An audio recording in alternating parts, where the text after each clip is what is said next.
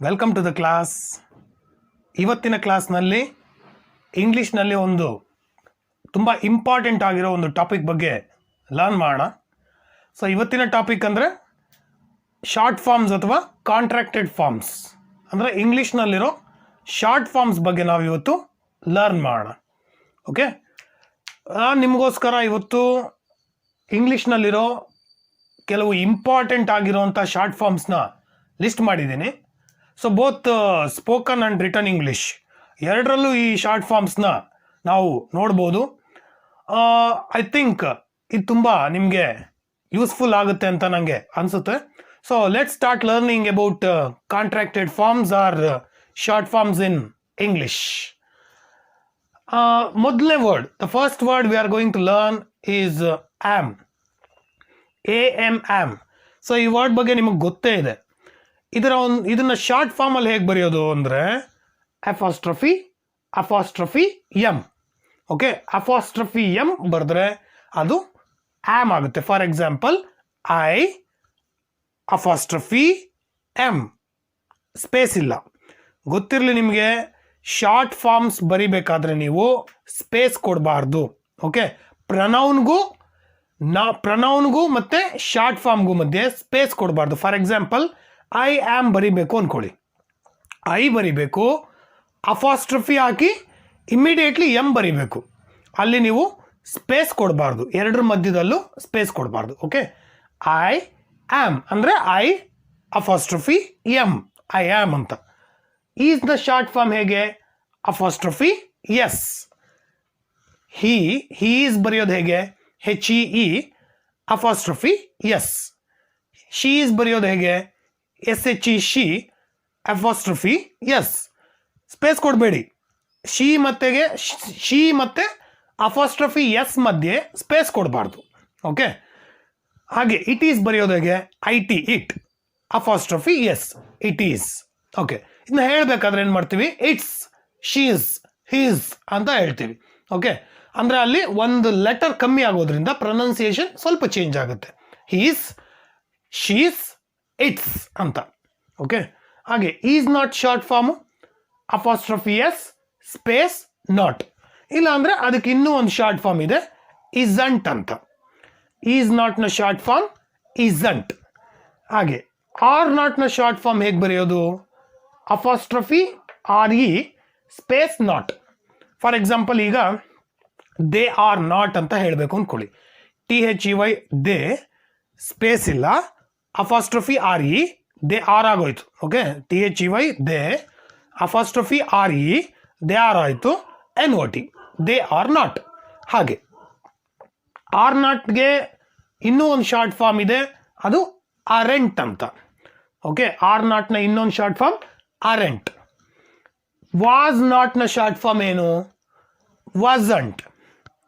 Was ನಾಟ್ನ short form wasn't. Were ನಾಟ್ನ short form warrant.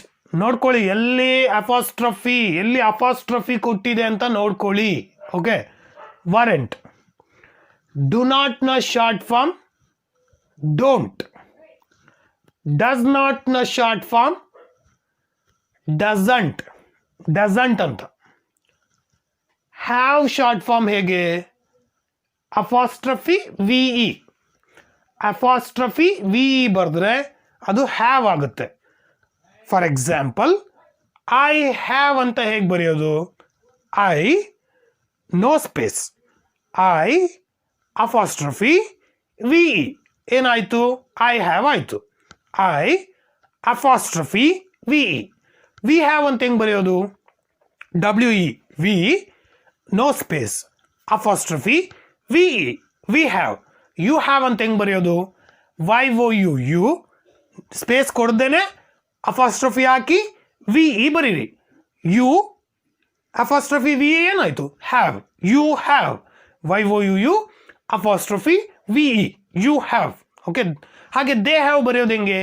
THEY they, space ಇಲ್ಲ, ಅಲ್ಲೇ ಅಪಾಸ್ಟ್ರಫಿ ಹಾಕಿ VE ಬರೆದ್ರೆ ದೇ ಹ್ಯಾವ್ ಆಗುತ್ತೆ. ಓಕೆ, ಹ್ಯಾಸ್ನ short form apostrophe s. Apostrophe s ಬರೆದ್ರೆ ಹ್ಯಾಸ್ನ ಶಾರ್ಟ್ ಫಾರ್ಮ್. ಸೊ ಇಲ್ಲಿ ಬಹಳ ಕೇರ್ಫುಲ್ ಆಗಿರಬೇಕು. ಯಾಕಂದರೆ ಇಲ್ಲಿ ನೋಡಿ, ಈಸ್ನ ಶಾರ್ಟ್ ಫಾರ್ಮು ಅಫಾಸ್ಟ್ರಫಿ ಎಸ್ ಇದೆ, ಹ್ಯಾಸ್ನ ಶಾರ್ಟ್ ಫಾರ್ಮು ಅಫಾಸ್ಟ್ರಫಿ ಎಸ್ ಇದೆ. ಇದು ಅಫಾಸ್ಟ್ರಫಿ ಎಸ್ ಬಂದಾಗ ಅದು ಈಸ್ ಹ್ಯಾಸ್ ಅಂತ ಹೇಗೆ ಫೈಂಡ್ ಮಾಡೋದು? Very simple. ನೋಡಿ, ಹ್ಯಾಸ್ ಆದಮೇಲೆ ಯಾವಾಗ್ಲೂ most of the times present perfect ಟೆನ್ಸಲ್ಲಿ ಪಾಸ್ಟ್ ಪಾರ್ಟಿಸಿಪಲೇ ಬರುತ್ತೆ. ಓಕೆ, ಹ್ಯಾಸ್ ಆದಮೇಲೆ has gone, has seen, has eaten, has known, has learned, okay, has completed. ಈ ರೀತಿ ಹ್ಯಾಸ್ ಆದಮೇಲೆ ಪಾಸ್ಟ್ ಪಾರ್ಟಿಸಿಪಲ್ ಬರುತ್ತೆ. ಅದೇ ಈಸ್ ಆದಮೇಲೆ is going, is coming. Okay, ಈ ರೀತಿ ಇಲ್ಲಿ ಪ್ರೆಸೆಂಟ್ ಟೆನ್ಸ್ ವರ್ಬ್ ಬರುತ್ತೆ, ಇಲ್ಲಿ ಪಾಸ್ಟ್ ಪಾರ್ಟಿಸಿಪಲ್ ಬರುತ್ತೆ. ನೋಡ್ಕೊಳ್ಳಿ, ಇದು ING ಅಲ್ಲಿರೋ ವರ್ಡ್ ಬರುತ್ತೆ, ಹಾಗೆ ಪ್ರೆಸೆಂಟ್ ಟೆನ್ಸ್ ವರ್ಡ್ ಬರುತ್ತೆ. ಇಲ್ಲಿ ಹ್ಯಾಸ್ ಆದಮೇಲೆ ಪಾಸ್ಟ್ ಪಾರ್ಟಿಸಿಪಲ್ ಬರುತ್ತೆ. ಸೊ ನೀವೇನು ಮಾಡಬೇಕು, ಇಲ್ಲಿ ನೆಕ್ಸ್ಟ್ ಪಾಸ್ಟ್ ಪಾರ್ಟಿಸಿಪಲ್ ಇದೆಯಾ ಅಥವಾ ಪ್ರೆಸೆಂಟ್ ಟೆನ್ಸ್ ಇದೆಯಾ ಅಂತ ನೋಡಿ. ಪಾಸ್ಟ್ ಪಾರ್ಟಿಸಿಪಲ್ ಇದ್ರೆ ಅದು ಹ್ಯಾಸ್ ಅಂತ ಮಾಡ್ಬೋದು. ಹಾಗೆ ಹ್ಯಾವೆಂಟ್ನ ಶಾರ್ಟ್ ಫಾರ್ಮ್ ಹೇಗೆ ಬರೆಯೋದು? Apostrophe VENOT. Okay, have not. ಹಾಗೆ ಹ್ಯಾವೆಂಟ್ಗೆ ಇನ್ನೂ ಒಂದು ಶಾರ್ಟ್ ಫಾರ್ಮ್ ಇದೆ, ಹ್ಯಾವೆಂಟ್ ಅಂತ. ಹ್ಯಾವ್ ನಾಟ್ನ ಇನ್ನೊಂದು ಶಾರ್ಟ್ ಫಾರ್ಮ್ ಏನು? ಹ್ಯಾವೆಂಟ್. ಹ್ಯಾಸ್ ನಾಟ್ನ ಶಾರ್ಟ್ ಫಾರ್ಮ್ ಹೇಗೆ ಬರೆಯೋದು? Apostrophe S NOT, apostrophe S NOT. ಹಾಗೆ ಇನ್ನೊಂದು ಶಾರ್ಟ್ ಫಾರ್ಮ್ ಇದೆ ಹ್ಯಾಸ್ ನಾಟ್ಗೆ, ಅದು ಹ್ಯಾಸಂಟ್ ಅಂತ. ಹ್ಯಾಸ್ ನಾಟ್ನ ಇನ್ನೊಂದು short form hasn't. Okay, so ಹಾಗೆ ನೋಡಿ, ಹ್ಯಾಡ್ನ ಶಾರ್ಟ್ ಫಾರ್ಮ್ ಅಫಾಸ್ಟ್ರಫಿ D. ಈಗ ಐ ಹ್ಯಾಡ್ ಹೆಂಗ್ ಬರೀತೀರಾ? ಐ ಅಫಾಸ್ಟ್ರಫಿ D ಅಂದ್ರೆ ಏನಾಯ್ತು? ಐ ಹ್ಯಾಡ್ ಅಂತ ಆಯ್ತು. ಓಕೆ, ಹಾಗೆ ವಿ ಹ್ಯಾಡ್ ಹೆಂಗ್ ಬರೀತೀರಾ? WE apostrophe D, we had. You had ಹೇಗೆ ಬರೀತೀರಾ? YOUU apostrophe D, you had. ಈ ರೀತಿ ಸ್ಪೇಸ್ ಕೊಡದೆ ಬರೀಬೇಕು. ಓಕೆ, ಹ್ಯಾಡ್ ನಾಟ್ ಇದನ್ನ ಹೇಗೆ ಬರೆಯೋದು? ಹಾಗೆ apostrophe D, I had not ಬರೆಯೋದು ಹೆಂಗೆ? I apostrophe D NOT, just NOT add ಮಾಡಿ ಅಷ್ಟೇ. ಈಗ ಹ್ಯಾಡ್ ನಾಟ್ಗೆ ಇನ್ನೂ ಒಂದು ಶಾರ್ಟ್ ಫಾರ್ಮ್ ಇದೆ, ಏನು ಗೊತ್ತಾ? ಹ್ಯಾಡಂಟ್ ಅಂತ. ಹ್ಯಾಡ್ ನಾಟ್ನ ಇನ್ನೊಂದು ಶಾರ್ಟ್ ಫಾರ್ಮ್ ಏನು? ಹ್ಯಾಡಂಟ್. ಹಾಗೆ ಲರ್ನ್ ಮಾಡ್ತಾ ಹೋಗೋಣ. ನೋಡಿ, ಇಲ್ಲಿ ಕೆನಾಟ್ನ ಶಾರ್ಟ್ ಫಾರ್ಮ್ ಬಂದು ಕಾಂಟ್ ಅಂತ. ಕುಡ್ ನಾಟ್ನ ಶಾರ್ಟ್ ಫಾರ್ಮ್ ಕುಡಂಟ್ ಅಂತ. ಮಸ್ಟ್ ನಾಟ್ನ ಶಾರ್ಟ್ ಫಾರ್ಮ್ ಮಸ್ಟಂಟ್ ಅಂತ, ಮಸ್ಟಂಟ್. ಹಾಗೆ ಶಲ್ ನಾಟ್ನ ಶಾರ್ಟ್ ಫಾರ್ಮ್ ಶಾಂಟ್ ಅಂತ, SHAN ಅಫಾಸ್ಟ್ರಫಿ D. ಶುಡ್ ನಾಟ್ನ ಶಾರ್ಟ್ ಫಾರ್ಮ್ ಶುಡಂಟ್ ಅಂತ.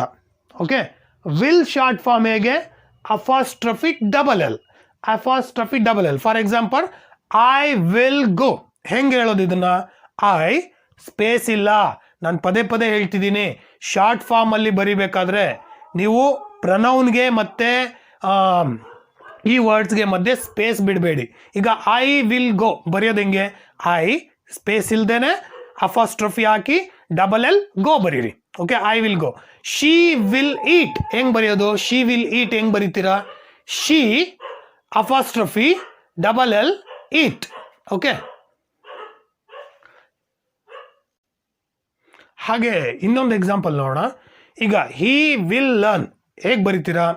HE ಮತ್ತೆ ಅಫಾಸ್ಟ್ರಫಿ LL ಇಮಿಡಿಯೇಟ್ಲಿ ಸ್ಪೇಸ್ ಕೊಡದೆ HE LL ಬರೆದ್ರೆ LL ಅಂದರೆ will. He will learn space ಕೊಟ್ಟು ಲರ್ನ್ ಬರೀಬೇಕು. ಓಕೆ, ಸೊ ಅಫಾಸ್ಟ್ರಫಿ LL ಬಂತಂದ್ರೆ ನಿಮ್ಗೆ ಗೊತ್ತಾಗಬೇಕು ಅದು ವಿಲ್ ಅಂತ. ವಿಲ್ ನಾಟ್ನ ಶಾರ್ಟ್ ಫಾರ್ಮ್ ಏನು? ವೋಂಟ್ ಅಂತ. Will not short form won't. ವುಡ್ನ ಶಾರ್ಟ್ ಫಾರ್ಮ್ ಅಫಾಸ್ಟ್ರಫಿ D. ಇಲ್ಲಿ ಮತ್ತೆ ಕನ್ಫ್ಯೂಷನ್ ಬರುತ್ತೆ. ಓಕೆ, ಹ್ಯಾಡ್ನ ಶಾರ್ಟ್ ಫಾರ್ಮ್ ಕೂಡ ಅಫಾಸ್ಟ್ರಫಿ D, ಹಾಗೆ ವುಡ್ನ ಶಾರ್ಟ್ ಫಾರ್ಮ್ ಕೂಡ ಅಫಾಸ್ಟ್ರಫಿ D. ಇದು ವುಡ್ಡ ಅಥವಾ ಹ್ಯಾಡ್ ಅನ್ನೋದನ್ನ ಹೆಂಗೆ ತಿಳ್ಕೊಳ್ಳೋದು ಸೆಂಟೆನ್ಸಲ್ಲಿ? ಇಲ್ಲೂ ಕೂಡ ಸಿಂಪಲ್. ಓಕೆ, ಯಾವಾಗ ಹ್ಯಾಡ್ ಬರುತ್ತೆ ನೆಕ್ಸ್ಟ್ ವರ್ಡ್ ಬಂದು ನಿಮಗೆ ಪಾಸ್ಟ್ ಪಾರ್ಟಿಸಿಪಲ್ ಇರುತ್ತೆ. For example, I had done, she had done. Okay, he had gone, they had learned. Okay, you had return. ಈ ರೀತಿ ಎಲ್ಲ third form of verb past participle ಬರುತ್ತೆ. ನೀವೇನು ಮಾಡಬೇಕು, ಅಫಾಸ್ಟ್ರಫಿ ಡಿ ಬಂದು ನೆಕ್ಸ್ಟ್ ಏನಾದರೂ ಪಾಸ್ಟ್ ಪಾರ್ಟಿಸಿಪಲ್ ಇತ್ತು ಅಂದರೆ ಅದನ್ನು ಹ್ಯಾಡ್ ಅಂತ ಅರ್ಥ ಮಾಡ್ಕೋಬೇಕು. ಅದೇ ಅಫಾಸ್ಟ್ರಫಿ ಡಿ ಬಂದು next present tense verb. For example, I apostrophe D go, she apostrophe D learn, he apostrophe D eat. ಇಲ್ಲಿ ನೋಡಿ, ಲರ್ನ್, ಈಟ್, ಗೋ ಈ ವರ್ಡ್ ಎಲ್ಲ ಬಂದು ಪ್ರೆಸೆಂಟ್ ಟೆನ್ಸ್ ವರ್ಬ್, ಇನ್ಫಿನಿಟಿವ್ಸ್ ಅಥವಾ ಬೇಸ್ ಫಾರ್ಮ್ ಅಂತ ಹೇಳ್ತೀವಿ.